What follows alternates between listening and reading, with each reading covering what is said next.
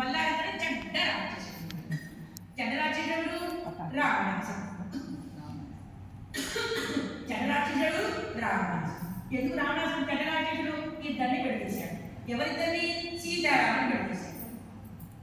ఏదన్నా వ్రతం చేసుకుంటే, ఏదన్నా నూనె వస్తుంటే మనం మధ్యన ఇవ్వకూడదు. భార్యాభర్తల మధ్యన అటు పక్కన ఇటు పక్క ఇవ్వాలి. చెడ్డ రాక్షసుడు రావణాసుడు.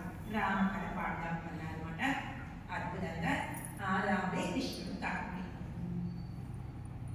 ఇప్పుడు ఇంకొక విదేశం చెప్పుకోవాలి.